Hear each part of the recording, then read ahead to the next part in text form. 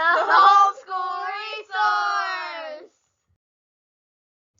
Hi everyone, welcome to the Homeschool Resource. Today I'm going to talk about how to set up a homeschool schedule. To read the entire blog, follow the link to my website in the description below.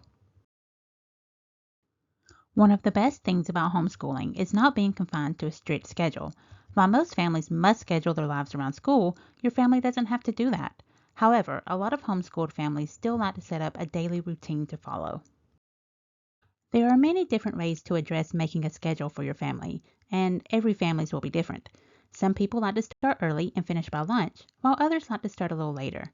There are families that like having a 4-day work week, and those that prefer a Monday through Friday approach. Then there are those who like using a block type schedule, where certain subjects are taught on certain days, while others prefer to cover every subject every day. And finally, there are those who set daily and/or weekly goals and have no schedule at all. The most important point to remember is that there is no right way.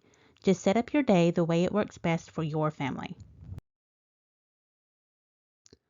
The first component you will want to think about is how many days of the week do you plan on doing school? If you or your child have weekly appointments, sporting events, or other extracurricular activities that would make it hard to do a full day of school on those days, maybe a shorter work week is best. Or if you do a lot of traveling or outside events over the weekend, maybe you would like Friday to be an off day. I suggest writing down the days of the week or use a planner and add in the activities that occur weekly. Next, go ahead and add in any holidays or days off that you have already planned. Do you have a trip planned in October? Are you visiting family in December? Or do you plan on taking your child's birthday off? Then go ahead and write those dates down.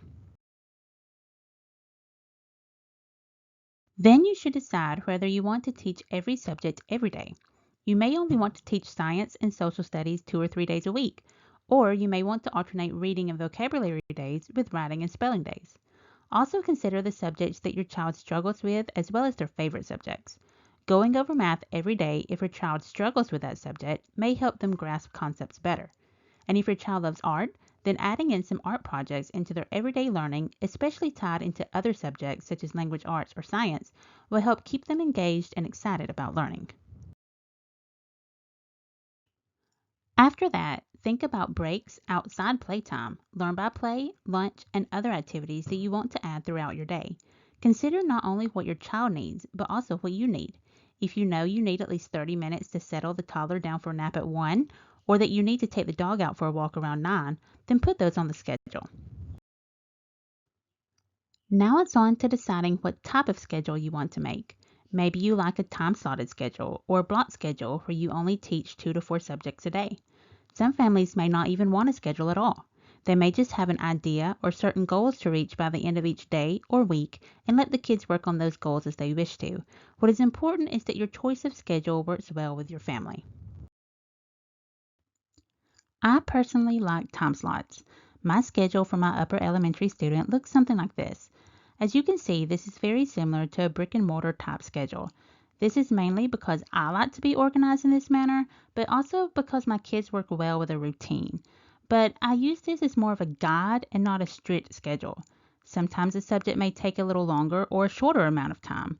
Not to mention, every day with a child or children means something unexpected is going to happen. For multiple children, I stagger the schedules, making it so that while one is working on independent work, I can be instructing the other.